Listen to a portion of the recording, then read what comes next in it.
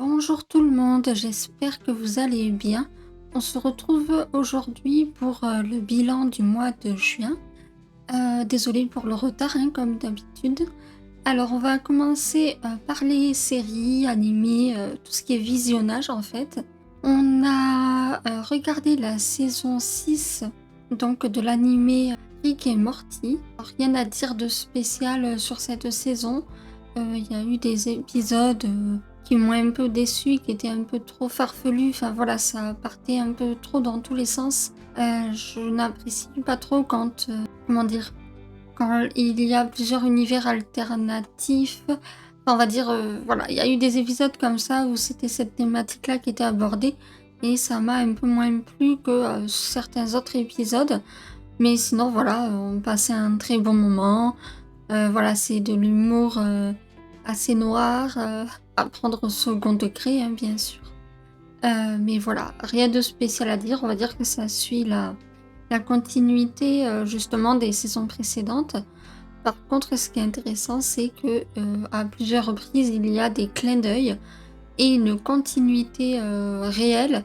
Voilà, des liens qui sont faits avec les anciennes saisons. Et ça, j'ai trouvé ça plutôt intelligent. Ensuite, on a regardé la saison 4 et terminé aussi Demon Slayer.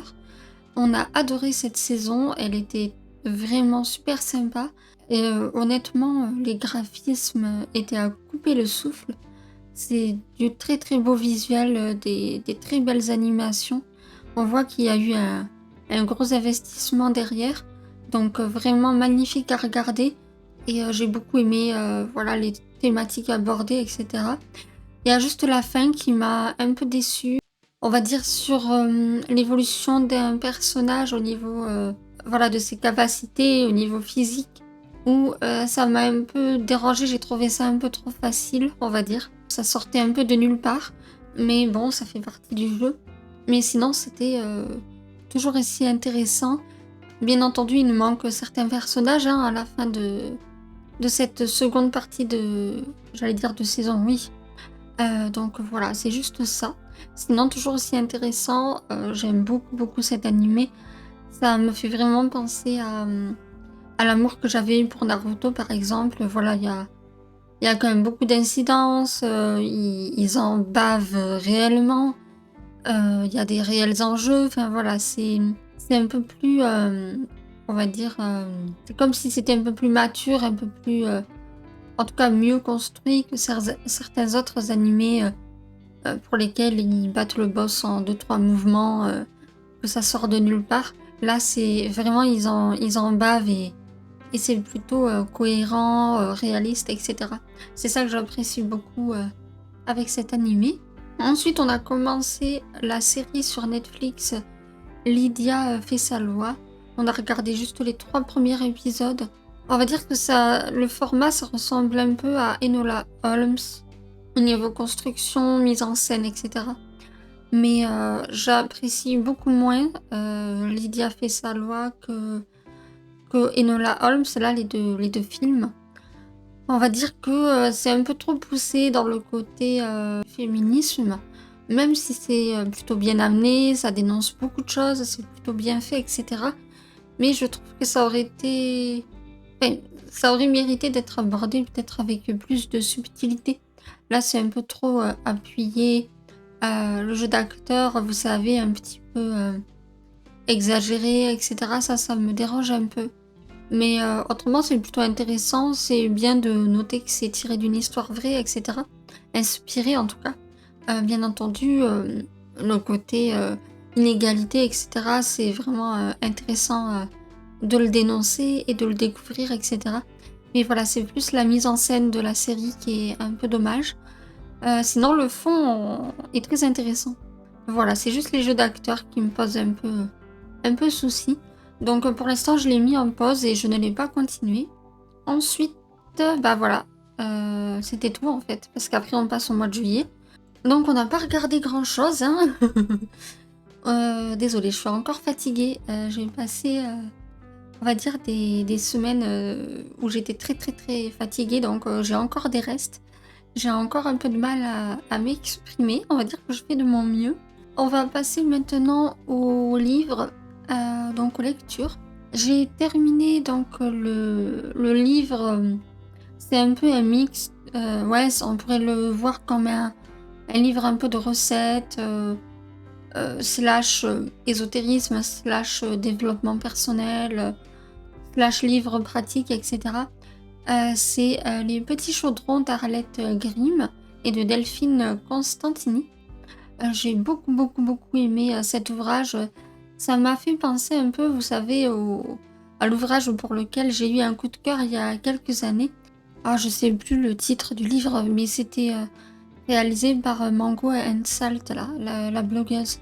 Bref, on s'en fout. Je crois que c'était Green quelque chose, là. Bref, je vous le remettrai en insert parce que je l'ai plus en tête. Mais voilà, c'était ce genre de bouquin-là. C'était très cocooning, reposant à lire. Vous savez, c'est une ambiance, j'allais dire un peu feutrée, non, mais dans l'idée de détente. Voilà, c'était vraiment ça. J'ai beaucoup, beaucoup aimé les petits rituels, les petites recettes, les, les croyances aussi de l'auteur. J'ai bien aimé qu'elle nous partage des petits morceaux de son enfance, des croyances de sa famille, etc. Voilà, j'ai beaucoup, beaucoup aimé. Ça m'a tellement remonté le moral. C'était vraiment enveloppant, très, très, très agréable à lire. Les illustrations sont magnifiques. La mise en page est très belle également. Je le reconsulterai régulièrement parce qu'il y a des bonnes petites recettes, beaucoup de DIY aussi, etc. Donc voilà, c'est soit on n'aime pas, parce que ça touche quand même à la thématique un peu de la sorcellerie, etc. Oh, ils en font quelque chose de très à la mode au niveau des maisons d'édition, etc. Mais voilà, c'est une ambiance un peu witchy, etc. Moi, je sais, tout ce qui est ésotérisme, c'est des sujets qui me passionnent et j'aime beaucoup, beaucoup, beaucoup découvrir, comme je vous le disais, sur justement les diverses croyances qu'il peut y avoir, les... ouais, tout ce qui touche à la médiumnité, tout ce qui est cartomancie, euh, les croyances de divers peuples, de divers continents. J'aime beaucoup, par exemple, découvrir notamment les différentes religions, les différentes croyances, les différents courants qu'il peut y avoir au Japon, notamment au niveau du Japon traditionnel, au niveau de l'histoire du pays. J'aime beaucoup découvrir aussi les croyances, us et coutumes et des civilisations nordiques. Pareil pour les rituels voilà, qui étaient faits au niveau du chamanisme, dans différents continents aussi. Il n'y a que les croyances africaines que je ne connais pas encore beaucoup. Pareil pour ce qui est des croyances orientales, voilà, je me suis pas encore penchée sur le sujet. Mais voilà, les différentes croyances, les différents types quelque part, oui, de sorcellerie qui étaient pratiquées à l'époque, tout ce qui est païen, etc. Enfin voilà, je trouve que ce sont des sujets qui sont passionnants. Tous les différents panthéons aussi, c'est vraiment passionnant en fait, hein. Donc voilà, je m'intéresse à tout ça depuis quelques années. J'aime beaucoup, beaucoup découvrir ouais, les différentes croyances, religions, etc. C'est toujours intéressant. Alors ensuite, donc j'ai lu la bande dessinée donc Bleak. Donc au début je croyais que ça avait été créé, rédigé par Squeezie, mais je crois que c'est uniquement inspiré des vidéos de Squeezie. Alors je sais pas s'il a apporté sa licence dessus ou pas, j'ai pas très bien compris. Au niveau de la bande dessinée, de la maison d'édition, c'est édition Omake Books. Donc voilà. Et il y a 3 histoires, je crois, oui, voilà, 3 histoires d'horreur, un peu frisson, etc. J'ai trouvé ça très sympa. Ce qui est bien aussi, c'est qu'ils mettent à chaque histoire, à son illustrateur ou illustratrice. Donc en fait, ça fait une patte graphique différente à chaque fois. et j'ai trouvé ça bien de mettre en avant des artistes comme ça. J'ai préféré, bien entendu, le coup de crayon, de certains plus que d'autres, mais voilà, c'était, vraiment sympa. Ça se lit très, très vite par contre. Mais sinon, je pense que le tome 2, si j'ai l'occasion de le lire, je le lirai parce que c'était vachement bien fichu. Ensuite, j'ai lu Sorcière de Circé aux sorcières de Salem. Alors, je crois que c'est dans la collection, C'est de l'art. En tout cas, c'est édition du Chêne et je crois que c'est la collection, Ça c'est de l'art, voilà, c'est ça. Collection, il y a la pastille, Ça c'est de l'art. Donc c'est de Alix Paré. J'ai beaucoup, beaucoup, beaucoup aimé parce que en fait, ça met en avant la figure de la sorcière à travers l'art, à différentes époques. J'ai beaucoup, beaucoup aimé parce que moi qui ne me suis jamais intéressée à l'histoire de l'art ou à l'art tout court, hein, tout ce qui est, peinture et cetera, ce n'est pas quelque chose, qui m'attire plus que ça et là, j'ai trouvé ça intéressant. J'ai découvert, plein d'œuvres, plein d'artistes et c'était super intéressant de voir, en fait, de quel œil ils voyaient justement, l'archétype de la sorcière à ces différentes époques. Comment ils s'appropriaient cette figure et comment ils la, mettaient en avant à travers leur création et j'ai trouvé ça vraiment intéressant. En plus, ce que j'ai bien aimé, c'est qu'il y a à chaque fois des frises, pour nous repérer dans le temps. Il y a beaucoup d'explications, ils insèrent en fait, enfin l'auteur, insère, à chaque fois des éléments, historiques, géographiques et cetera. En fait, il replace dans le contexte l'œuvre en expliquant qu'est-ce qui s'est déroulé, à cette période-là, notamment au niveau de la chasse aux sorcières qu'il y a eu, notamment au niveau de l'Europe, au niveau des États-Unis aussi et voilà, j'ai trouvé ça plutôt bien construit. C'était passionnant et je le recommande vivement pour, justement, les personnes qui sont passionnées par l'histoire de l'art, et qui mettent en avant justement, voilà l'archétype, de la sorcière. Ensuite, j'ai lu en audio, Chamanisme pour débutants, suivre le chemin, des grands guérisseurs de la terre et du ciel.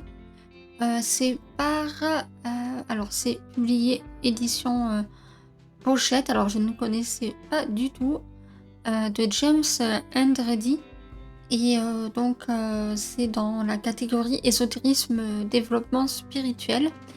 Donc j'ai beaucoup aimé, vous savez, ça m'intéresse énormément le chamanisme depuis je crois que j'ai, entre, ouais, non, je pense que c'est depuis mes 16 ans environ, 16-17 ans.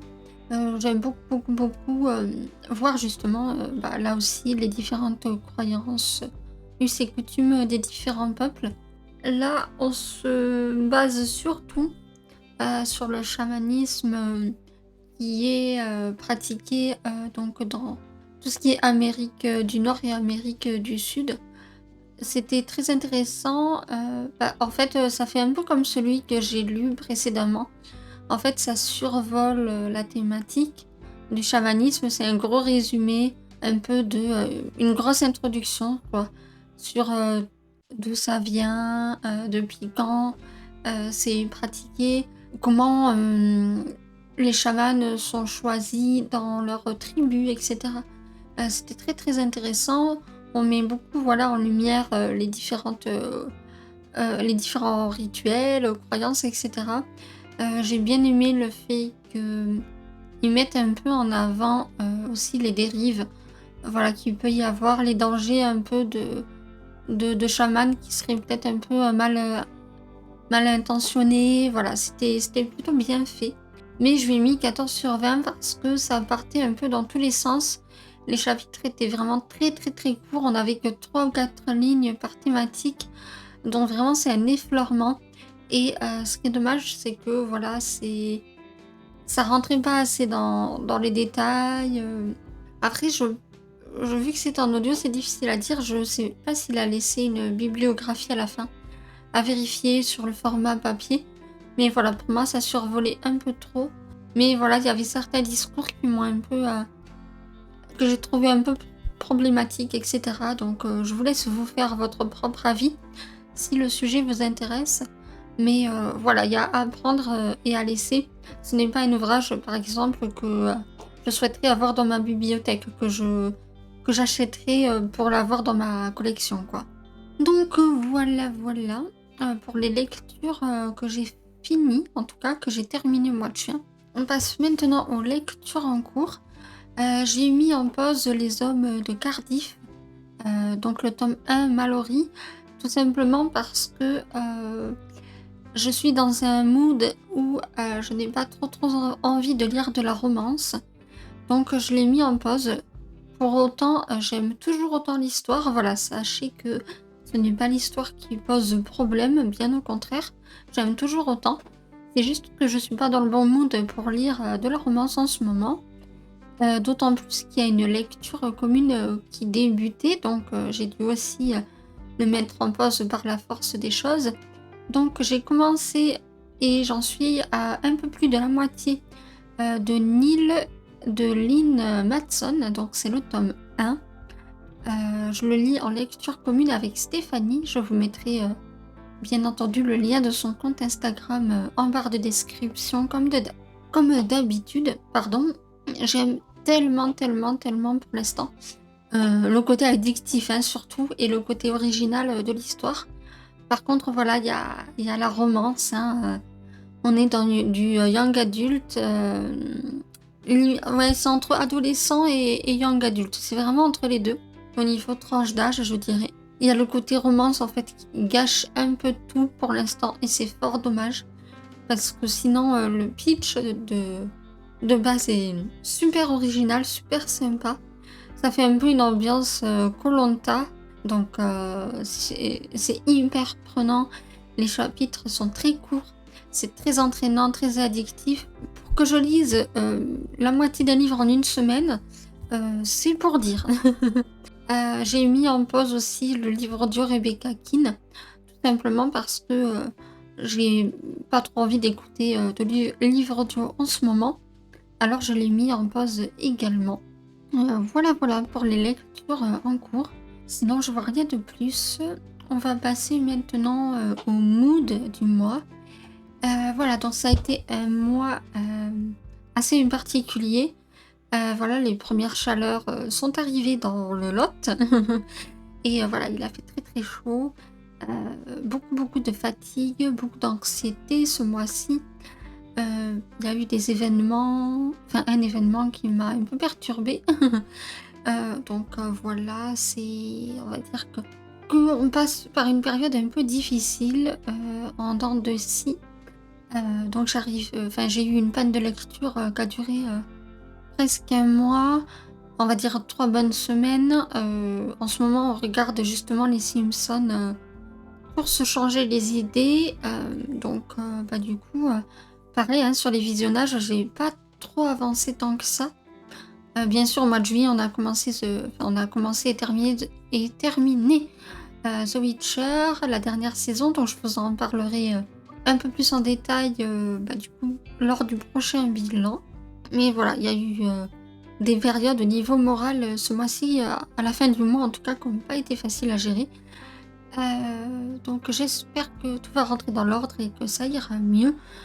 Pareil niveau santé, ça n'a pas été très facile. Une fatigue chronique, bah, comme d'habitude, hein, elle est chronique, mais là elle a été très, très intense et elle m'a prise, par surprise. J'ai été une semaine complète où je devais me reposer tous les après-midi, tellement j'étais au bout du rouleau. Et la semaine précédente et suivante, on va dire que c'était entre 2. Là, ça commence tout juste à aller mieux. Le médecin a failli m'arrêter et cetera, mais bon voilà, j'ai refusé. Mais du coup, j'ai dû annuler, le kiné et cetera, enfin bref, le bordel. On espère que voilà, que ça va continuer à aller mieux et puis voilà. N'hésitez pas à me dire en commentaire, justement, quels ont été vos visionnages, vos lectures du mois et cetera. N'hésitez pas à donner également votre avis sur, justement les séries, enfin les animés, les livres présentés. Ce sera avec, plaisir, que je lirai vos messages, que ce soit en message privé ou en commentaire. N'hésitez pas aussi à vous abonner ou à liker la vidéo, pour me soutenir. ça me ferait très plaisir. Et désolée pour cette vidéo, voilà, où je pars un peu en cacahuète. La fatigue se fait encore sentir, j'ai eu du mal à trouver mes mots. C'était très loin d'être fluide, mais on fait comme on peut. Je préfère, comme d'habitude, faire les choses, bah, voilà, pour avoir une trace, pour partager. Même si la qualité n'est pas au rendez-vous, on va dire que c'est déjà mieux que rien faire du tout. Donc voilà, mais écoutez, je vous souhaite, une très bonne, journée ou soirée et je vous dis, à bientôt. Je pense que la prochaine vidéo, ce sera les sorties du mois de juin. Oui, avec un mois de retard. Mieux vaut tard que jamais. Je vous souhaite, donc, une bonne continuation. Prenez soin de vous et à bientôt. Salut!